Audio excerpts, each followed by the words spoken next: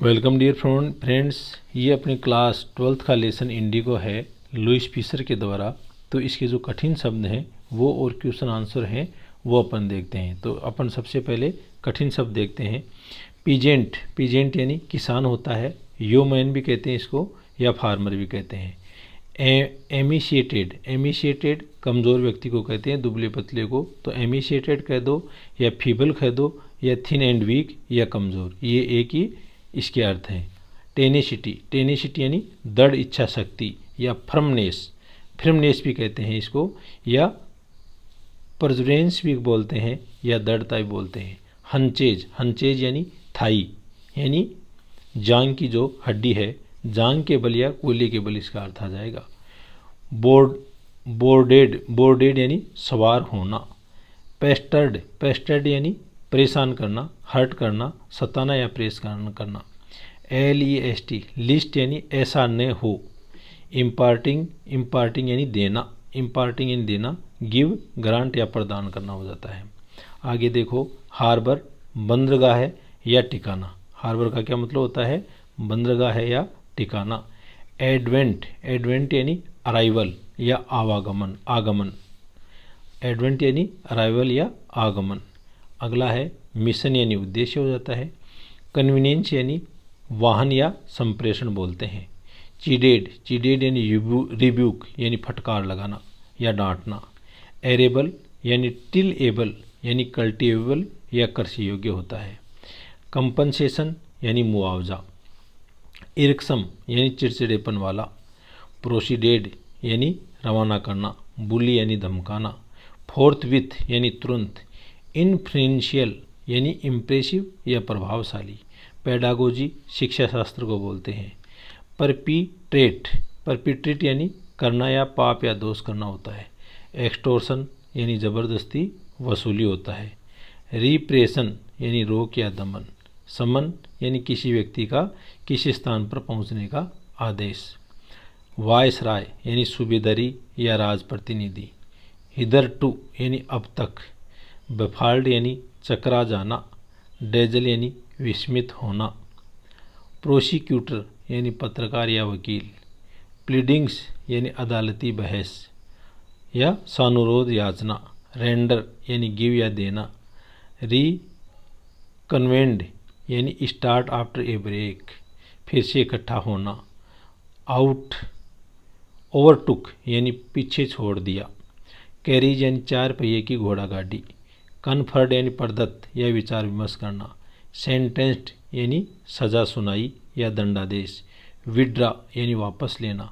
अपसूट या आउटकम या परिणाम। सेक यानी के लिए। एडजोइंग यानी नियर बाई या एडजेसेंट या साथ लगा हुआ या संलग्न।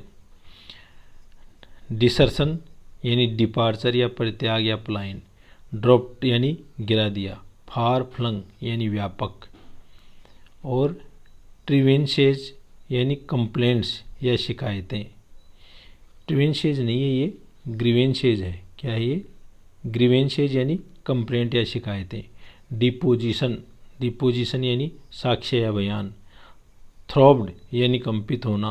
वीमेंट यानी प्रबल या प्रचंड। लेफ्टिनेंट यानी सहायक। प्रोट्रैक्टेड यानी लॉन्ग या लंबा। अनइंटरप्टेड यानी लगातार या बिना हस्तक्षेप के। अंडरटेकन यानी बीड़ा उठाया या उत्तरदायित्व लिया। एंट्रीटी यानी रिक्वेस्ट या एंट्रीटी यानी रिक्वेस्ट या प्रार्थना। अनलेटर्ड यानी निरक्षर या अनपढ़। असेंबल यानी मिंगल या रैली या इकट्ठा होना। क्रूशिंग यानी कुचलने वाला, दमित करने वाला। और प्लांटर्स, PLANTRS, प्लांटर्स यानी बागान मालिक। डिसीटफुली धोखे से। एक्सटोर्टेड यानी ऐंठना। एडामेंट यानी अडिग, मिशनरी धर्म प्रचारक। डेडलॉक गतिरोध। सेटलमेंट निपटारा, निपटारा भी होता है, समझौता या बस्ती भी होती है। अनएनिमियसली यानी बिना नाम के या सर्वसम्मति से। ओब्लाइज्ड या ग्रेटफुल यानी कृतज्ञ, ग्रेटफुल कृतज्ञ होना। प्रेस्टीज यानी प्रतिष्ठा।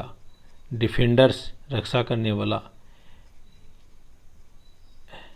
एबडंड यानी त्यागना या छोड़ना, रिवर्टेड यानी मूल वाली को लौटाना, अपील्ड यानी निवेदन, डिसिप्लीज फॉलोअर्स यानी शिष्य या अनुयायी, सैनिटेशन यानी स्वच्छता, कैस्टर ऑयल यानी अरंडी का तेल, इरप्शंस यानी उद्वेदन या फोड़े फुंसी, फिल्थी यानी वेरी डर्टी या बहुत ही खराब या गंदा, घिन आने की सीमा तक।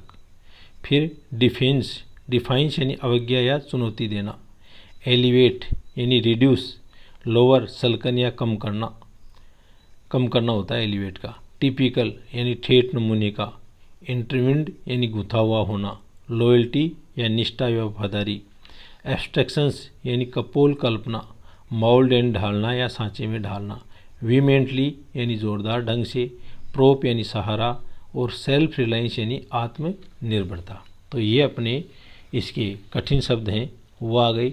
अब अपन इसके क्वेश्चन आंसर देखते हैं। तो सबसे पहले ये देखो, strike out what is not true in the following, कि इसके अंदर से कौन सी चीज़ असत्य है वो अपन को लिखनी है। नॉट ट्रू यानी सत्य नहीं है। तो राजकुमार शुक्ल है वो शेरक्रो पर थे, पॉलिटिशियन नहीं थे, डेलीगेट प्रतिनिधि भी नहीं थे, लैंडलॉर्ड हैं वो भी नहीं थे। तो गांधी जी लैंडलॉर्ड नहीं थे। आगे देखो, राजकुमार शुक्ल वाज, तो राजकुमार शुक्ल क्या थे, पुअर गरीब थे, फिजिकल स्ट्रॉन्ग बिल्कुल नहीं थे, लिटरेट शिक्षित भी नहीं थे। अगला क्वेश्चन है, why is Rajkumar Shukla describe as being resolute, यानी राजकुमार शुक्ल है उसको एक दृढ़ संकल्प के रूप में कैसे, मतलब उसका वर्णन किया गया है। तो Rajkumar Shukla is described as being resolute, Rajkumar Shukla को रेजोल्यूट के रूप में वर्णन किया गया है, because even after being told about the prior engagements of Gandhi, क्यों कि गांधी जी के द्वारा उसके जो पहले से जो एंगेजमेंट हैं उनके बारे में बता दिया गया था कानपुर के अंदर, and other part across the country, और अन्य जो देश के हिस्से हैं वहाँ पर, ही डज नॉट क्यूट, इतना सब कुछ बताने के बाद में भी उसने गांधी जी को नहीं छोड़ा। Why do you think the servant thought Gandhi to be another peasant, आप ये कैसे सोचते हो कि जो नौकर था ना वकील के घर गए तो उन्होंने गांधी जी को भी एक अन्य दूसरा ही किसान है वो समझ लिया। तो इसका आंसर हो गया, Rajkumar Shukla had brought Gandhi to Rajendra Prasad house, Rajkumar Shukla है वो गांधी जी को राजेंद्र प्रसाद के घर ले गए। The servant there had seen Rajkumar frequently, और वहाँ पर उस नौकर ने राजकुमार शुक्ल को कई बार देख लिया था। रिगार्डिंग द इंडिगो शेरक्रोपर केस, जो इंडिगो के बटाईदार के किसान हैं उनके मामलों में, Gandhi was probably dressed in his simple clothing, और गांधी जी है संभवतः पोशाक पहने हुए थे अपनी साधारण कपड़ों की, एंड एज गांधी, और गांधी के रूप में, हैड एक्कम्पेंड वो साथ में थे राजकुमार, दे मे हैव अज्यूम, और इसलिए उन लोगों ने मान लिया, that he was another peasant, कि ये भी दूसरे किसान हैं। अगला है thinking as a you read के बारे में।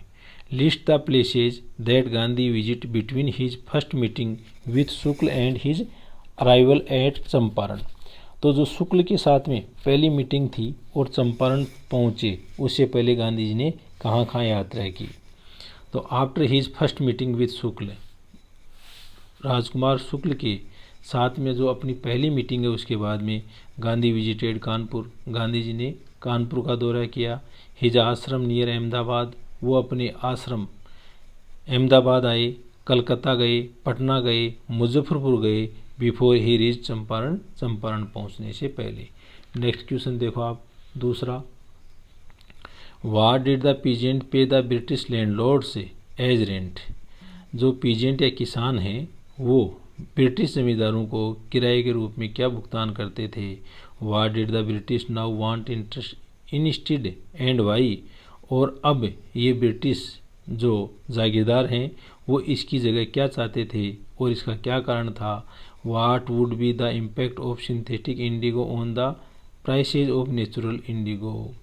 और जो संश्लेषित नील है उसके कारण जो नेचुरल इंडिगो है उसकी कीमतों के ऊपर क्या प्रभाव पड़ा। तो the peasant paid the entire Indigo harvest. जो पीजेंट हैं वो पूरी की पूरी नील की फसल है वो लैंडलॉर्ड को दे देते थे, which they had to cultivate on 15% of the land. और जिसके ऊपर जिस इंडिगो को वो 15% जो भूमि है उसके ऊपर बोते थे as a rent to the British, और उसको किराए के रूप में ब्रिटिश लोगों को देते थे। The British then wanted to release the peasants from this agreement. लेकिन अब जो ब्रिटिश जागीरदार हैं वो किसानों को इस समझौते से मुक्त करना चाह रहे थे, provided they compensate for being released. और इसके बदले में उनको कुछ मतलब कंपनसेट यानी उसको कुछ पैसा है वो देना होता था मुक्त करने के लिए। The effect of synthetic Indo on natural Indigo was such. और जो संश्लेषित नील है उसका प्राकृतिक नील के ऊपर जो प्रभाव है वो was such that the land owners now did not want to grow natural indigo. कि अब जो लैंडलॉर्ड हैं वो प्राकृतिक नील है वो बोना नहीं चाह रहे थे। नेक्स्ट क्वेश्चन है the event in this part of the text illustrate Gandhi's method of working.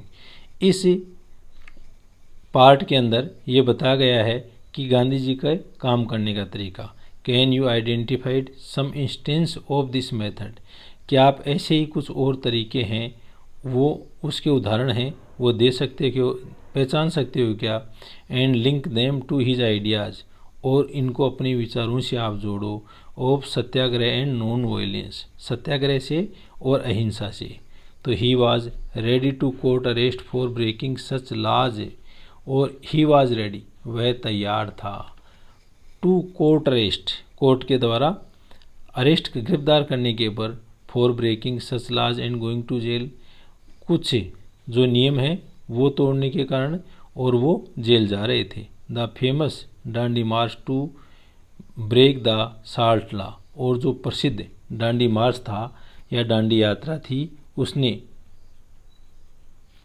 Break the salt law जो नमक कानून है उसको तोड़ा। Is another instance. ऐसा ही ये दूसरा उदाहरण है। The resistance and disobedience was peaceful. और इस प्रकार से ये विरोध और अवज्ञा है वो शांतिपूर्ण थी। And A fight for truth and justice. और ये एक लड़ाई थी सत्य और न्याय के लिए। This was linked directly to his idea of satyagraha and non violence. और ये चीज़ें सीधी उनके सत्याग्रह और अहिंसा है उससे जुड़ी हुई थी। आगे देखो आप थिंक एज यू रीड का अगला क्वेश्चन है why did Gandhi agree to settlement of 25% refund to the farmers. Gandhi ji हैं वो 25% लौटाने का जो समझौता है उसके ऊपर कैसे सहमत हो गए।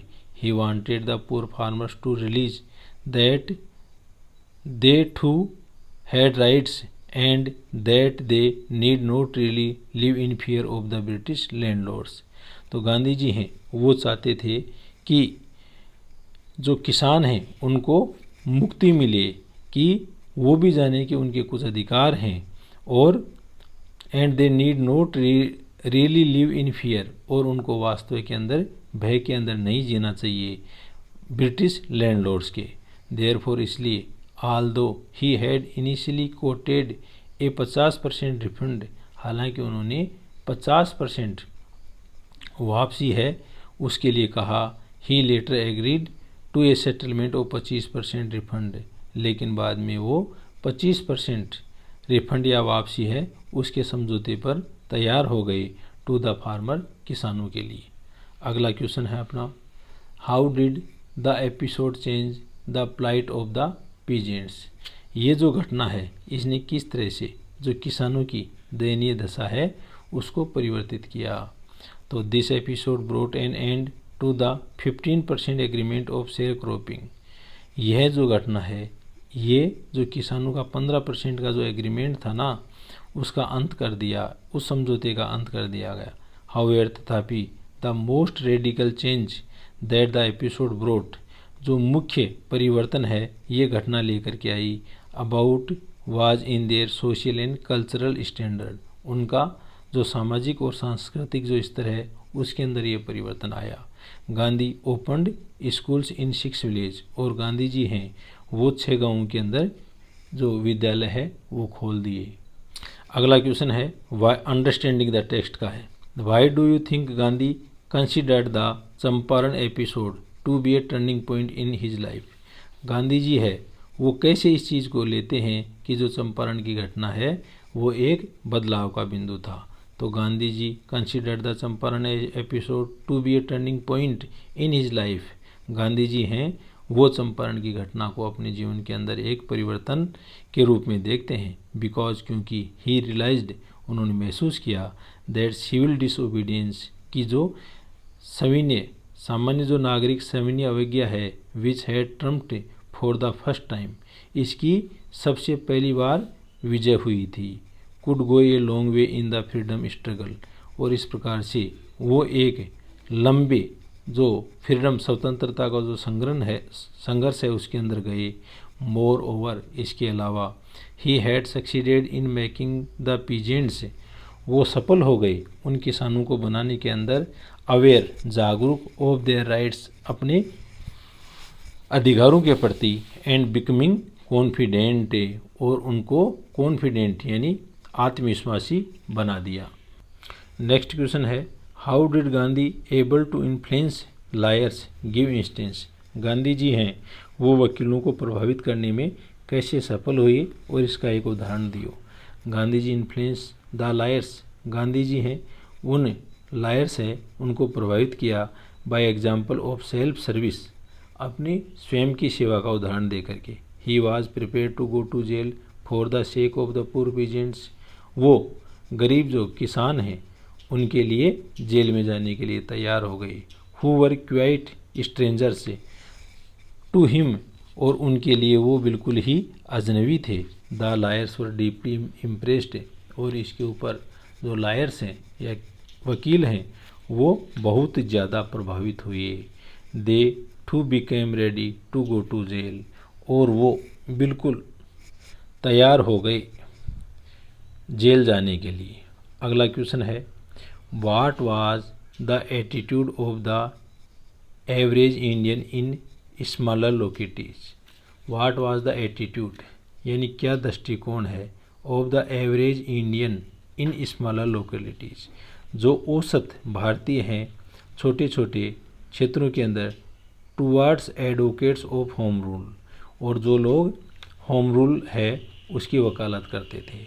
तो ड्यूरिंग दोज टाइम, उन दिनों की बात है, the average Indian in smaller localities lived in A fear of the British, छोटे छोटे जो क्षेत्रीय जगह हैं वहाँ पर वो ब्रिटिश के भय के अंदर जीते थे। They were afraid of the dire consequence, और वो इनके जो भयानक जो परिणाम हैं उनसे भयभीत थे। Of helping the advocates of the home rule, यानी जो होम रूल की वकालत करने वाले जो लोग हैं उनकी सहायता करने से वो डरते थे। अगला क्वेश्चन देखो, how do we know that ordinary people to contribute to the freedom movements, how do we know, हम कैसे जानते हैं कि जो सामान्य लोग हैं, टू यानी भी, कंट्रीब्यूटेड यानी उन्होंने योगदान दिया, टू द फ्रीडम मूवमेंट्स स्वतंत्रता आंदोलन के अंदर। Ordinary teachers and doctors came forward, जो सामान्य चिकित्सक और शिक्षक हैं वो आगे आए। And rendered their services towards the upliftment of the Champaran, और उन्होंने अपनी जो सेवाएं हैं वो चंपारण के लोगों के उत्थान के लिए दी। This helped change the life of people, और इन सब चीज़ों ने लोगों के जीवन बदलने में सहायता की। इवेंचुअली, आखिरकार, मेकिंग देम सेल्फ रिलायंट, उनको आत्मनिर्भर बनाया। And supporting the freedom movement, और जो स्वतंत्रता जो आंदोलन है उसको सहायता दी। इन दिस वे, इस तरीके से, वी नो, हम जानते हैं, that ordinary people to contribute to the freedom movements, कि जो ऑर्डिनरी पीपुल या सामान्य लोग हैं उन लोगों ने भी जो स्वतंत्रता आंदोलन है उसके अंदर सहायता की। थैंक यू दोस्तों, इतना ही।